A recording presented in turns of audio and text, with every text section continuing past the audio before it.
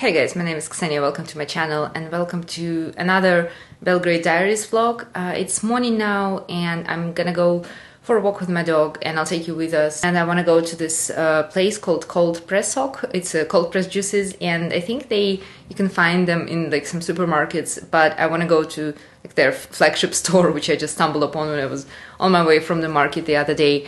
I want to get some ginger shots, maybe something else.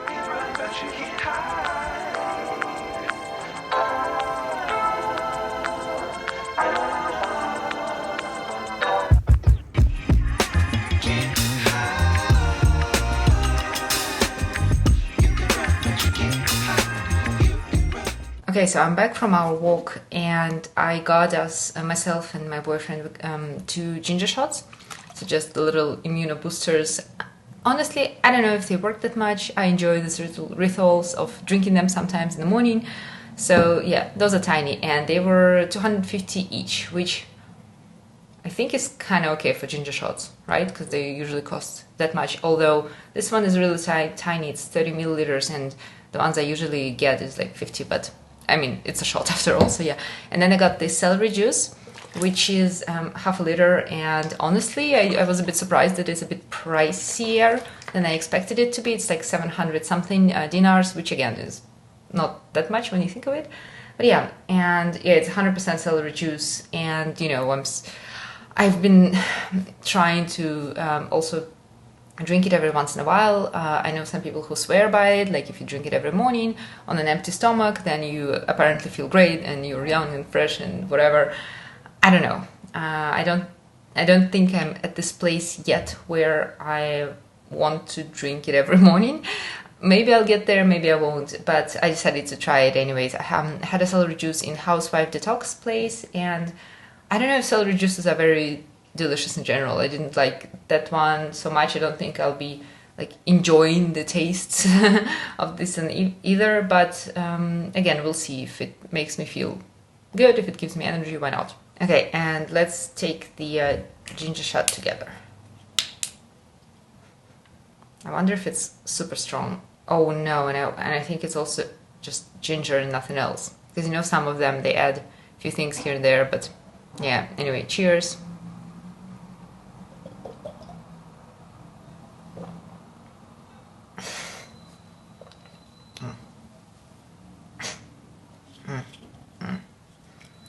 Yeah. Nah. Okay, let me wash it away with some celery juice. Ah. Oh. This is not a very enjoyable experience. But yeah, again, celery juice is just not very delicious, I think, in general. But it's okay. And it's a big one. I think I'll share it with my boyfriend. Huh.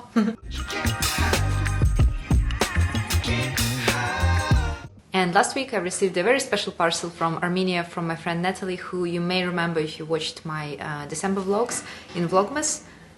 And that's a coffee machine making crazy sounds in the background.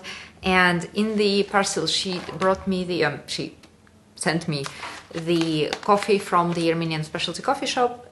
It's from Mexico originally and it's decaf, of course, so that I can sleep. So thank you so much, Natalie. If you're watching this, then there's a lovely postcard with a message for me, and she also got me 3 books, which I'm super excited about. I've not read any of them, and the first one is by Richard Brotigan, and it's called Trout Fishing in America. It's super tiny, and as I understand, even though I've not read anything by this author, that he's like a big name in the US in the literary scene, and his book Trout Fishing in America, as I understand, it's going to be a bit crazy and not really a lot to do with fishing or trout whatsoever. Again, I don't know, but that's what I understood from quickly looking it up. And it's literally so small. I will start reading it very soon. And then the second, like all the books that she picked for me are perfect. They are exciting and weird in a special way, and I like that. So the second one is If on a Writer's Night a Traveler, and it's a book by Italo Calvino. Again, I've not read this one, and it says on the back here that it's a story about like you going to a bookshop, getting a book, and loving it, taking it home, but then noticing that there is some kind of typo in the book, and so you go to the bookstore to return it, and you pick a new copy and you realize that it's a completely different story. And this circle, like the cycle is going on and on again. So every time you go back and pick up a new copy, it's something new again. And that's how you're led through those multiple storylines. And it's supposed to be like breathtaking and also insane and keeping you on the edge and all of the above. And I like a good layered book when there are like Inception style, when there's a story within a story within a story. So I have high hopes for this one. And then the last book that Natalie picked for me is Outline by Rachel Cusk. And I've seen this author and her books on the internet, like it's all over the internet, basically. TikTok, Instagram, YouTube. I feel like everyone is reading it, and Outline is a first part of the trilogy. And here it's a story of a lady. I think it's a lady, or actually I don't know. It says it's a novelist. I assumed it's a lady. Oh yeah, she leads her students. So she's a novelist, and she teaches a creative writing course in some Greek university. Outside of class, she's enjoying swimming in the sea, hanging out with friends, and life is good. And I've also read the blurb, and I've not quite figured out yet if there's going to be a second story of a narrator whose destiny is kind of not as nice and happy and funny and shiny. Like something bad is happening to this narrator and narrator. And I don't know if the novelist and this other person, if that's going to be like the same character or if it's going to be two different people. I have no idea. I'm excited to find out though. And again, this book I've seen many people read, many people who I would generally trust, and Natalie has been reading and enjoying it so far, so I think I like it too. So yeah, that's what I got from a friend from Armenia, and I just wanted to share it because it's so nice. I don't usually get parcels from friends, just when you buy something online and that's it. And it's a very special, I think. And also I had the most pleasant experience with the Serbian Post. This was the first time I went there like to get something, to receive a letter or a parcel, and the guy called me on my mobile phone because there was something like wrong with the packaging, I think, and I don't know how it usually works in Serbia, if you're supposed to like come in or if they leave you like little note. I would imagine nobody's calling you on your cell to ask you to come pick up the parcel. And I also had no idea that I have to pay like a small fee for picking it up there. Again, I just have no idea. And it was just 60 dinars, so it's nothing crazy. But because the post office is like a minute away from my home, I just ran out without my wallet, just the phone, and I had no money with me, and it was a cash only thing. And I was like, oh my god, okay, I'll come back in a second. And this man who was helping me, he was like, no worries, just come tomorrow, it's fine, no big deal. And then I ended up coming back just 5 minutes later, and he was like, oh, Ksenia, you shouldn't have, it's okay, you could have done it tomorrow. So it felt very homey, very like small town vibes, and I didn't expect that. This was really nice. So yeah, all in all, great experience. So I haven't tried the coffee yet. I will do quite soon, and I'll update you on the books later as I start reading them.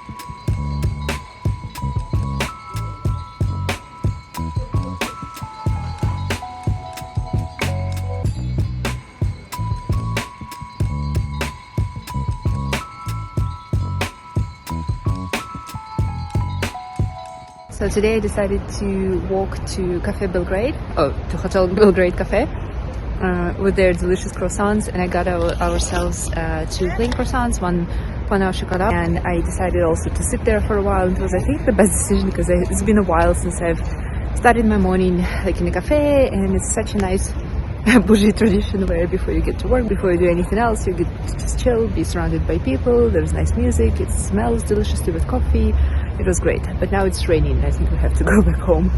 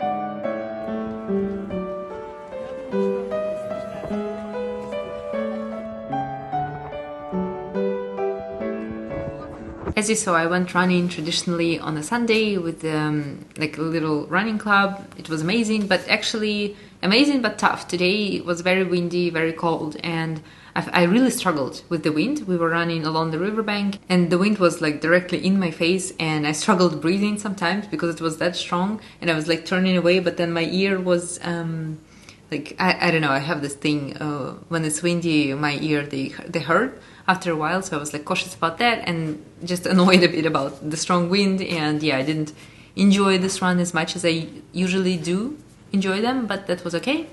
And now I'm gonna read a bit. And we also ordered from Housewife Detox, we ordered a few raw and healthy snacks, sweet snacks. I've successfully passed my January challenge going sugar-free, and I think I'll make an exception for raw desserts because they don't have any processed sugars, any bad things like that. And I'll try to still not eat them too much, maybe a couple of times a week, but I don't see myself living a life where I don't eat anything sweet at all, ever again. I just don't think it's sustainable and realistic for me, to be honest. So I'm gonna get those raw, healthy sweets every now and then. And we ordered I think some raw banana bread and a few bowls that also like with nuts and things like that. I'll show you when they get here. And I've tried a couple of desserts from them already before, so they were good, so hopefully these ones will be good as well. So everything arrived. See, here is my banana bread, and then here is Alexander's banana bread, which was supposed to be with bananas on top, but I think they got the one with like a healthy Nutella, so I don't think that's the one we ordered, but whatever. And then the Boost Energy detox juice for me, I've already had it before, it's really good. And then here are the raw balls. That's what they look like. They're very delicious, a bit pricey, but that's okay. And I ordered 2 different types to just enjoy different tastes. Not sure exactly how healthy they are, but again, I don't care. I mean, I care, but I think every once in a while it's not gonna hurt me too much.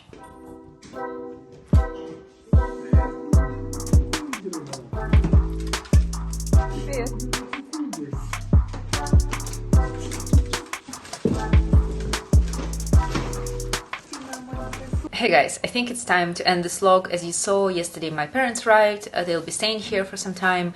So in the next vlog, I think you'll see a lot of family hangouts. But before I wrap this one up, I want to quickly talk about a few books that I've been reading. I'm doing this little a week of dark academia reading challenge. Not challenge, but because I don't have any page goals or like the number of books I have to read. But every day I read a new book. And I've been rereading the absolute hit of Dark Academia, The Secret History by Donna Tartt. And I've read this one a few years ago. I loved it. And I've now read about 200 pages. And I'm loving it again, which is so interesting because, you know, when you grow up over the years, your perception of the world maybe changes, or you're just in a different place mentally, so it's not necessarily true that you will love the book that you loved before once you read it again. But with The Secret History, it seems like all is going well. I still enjoy it. I like it so much. I notice a ton of different details that I've forgotten about, and that's just lovely. And if you don't know what this is, it's like the #1 dark academia book. It talks about Richard, a boy who gets admitted in a somewhat exclusive university in the eastern part of the United States. And Richard, he comes from a rather poor family. He's not very happy. Their relationships with parents, they're not great. So he tries to escape it by becoming a doctor and failing miserably. But because he was trying to be a doctor, he started learning Greek, ancient Greek, and that's why when he moves to a new college, he changes his degree to an English literature, and he finds that in the new college or university there is a possibility to learn Greek, and he tries to get into the course, but he can't because there's some kind of eccentric, I guess, I don't know, strange professor who only teaches 5 students, and he has this little exclusive club, and those 5 students, they sort of study 95% of the time with this professor, and they live in their whole different secluded world away from everyone else. And somehow Richard finds his way into this little society within the university, and he starts studying with the guys. And basically at some point a murder happens, and it's not a secret, it's not a spoiler. We are told about this on the very first page of the book. You know that there's a murder, that we know who died, and then we are kind of rolled back to the beginning of the story. And in the book there's a lot of subtle criticism of elitism, classism being classist, and a lot of things going on. And yeah, there were those 5 students plus Richard, making them 6 in total. So this group of highly intellectual, smart, interesting young individuals who managed to ruin their lives by losing themselves in their little world that they created for themselves. And it's a fascinating story. It's tragic, it's very well written. I feel like it doesn't let you get tired or bored of it at any point. At least I was, those 200 pages, I was like, if you've not read it, please give it a try. At least start. If you don't like it, then you can leave it. But yeah, it's the book that I like so much, and I'm so happy I've started reading it again. And then the 2 other books that I'm not so fascinated about, but I'll talk about them anyway. So this one, it's The Last Graduate by Naomi Novik. It's a second book in her kind of story. It's Cookie Harry's everywhere in our house. In this book, we are introduced to this world of magic where a lot of young kids go to a school that's called Scholomans, and the school is basically crazy. It tries to kill you. There are a lot of monsters there who try to eat students at all points in their days, and there are no professors, so you sort of self-study, and then if you don't submit the paper on time, or if you fail, the assignment can actually kill you, and things like that. And there is a lot of darkness in this world, and we explore this world through the eyes of the teenage girl who, she's an outcast, but somehow she ends up with the most popular guy in the school, and this traditional kind of teenagey story, young adult story. And that's the second part. So I obviously read the first one and decided it was good enough for me to read the second part. I feel it's kind of like a guilty pleasure book for me. So if you're looking for something that's not too profound but still engaging, and gives you access to this magical world where a lot of horror and terrible things happen, then I think you can give this series a try. I think the first one is called Deadly Education, and The Last Graduate is the second part, and then I think the third part was released late last year. So I don't know how many parts there will be, because in this book we are in the final year of school, so right now I can't imagine what's gonna happen in the third book, because I've barely read half of it, but we'll see where it takes me. And the third one is also a future series, but this is the first part. It's the Atlas 6, and I think, they have announced the Atlas Paradox, the second book already.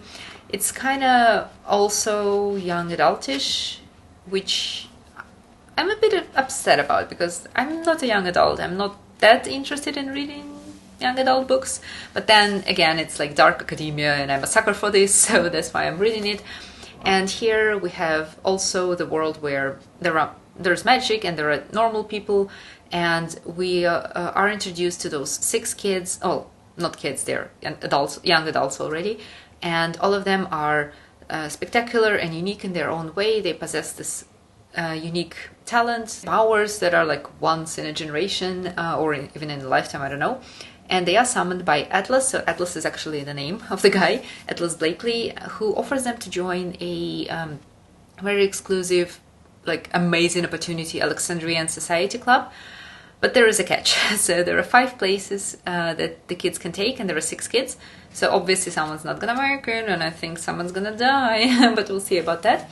And I'm not very far in the book, I think also maybe like a third. And at this point we're done with all the introductions. Everyone accepted the challenge to come to this society and try to, you know, compete with everyone else to get there. And they also had their first oopsie unfortunate event where someone attacked them, and there's a whole shenanigan surrounding it. Again, I'm not like, I don't know. With this book, I'm also not sure if I'll be reading the 3rd part. We'll see that where this one takes me. And this one so far, I would also put it in a guilty pleasure section, but it's definitely not a life-changing book, and definitely not something that I think will... I don't know. I feel like, yeah, if they make a movie out of those, a movie series, it could become something big among young kids, young people. But I don't know. I don't feel like that book is written well enough to become a classic or anything like that. So among the 3, I definitely, if you were to choose one, it's a no-brainer. The Secret History should definitely be your priority. But yeah, I'm gonna finish those 2 anyways first, because I bought them second, because even though I've shat all over them right now, oh, not really, but I've criticized them, but they're still engaging in their own way, and it's an easy read, both of them, so I'll continue with them. And yeah, I think with that, I'll conclude this vlog. I hope you enjoyed a little bit of it, if not all of it, maybe. And I'll see you very soon. Bye!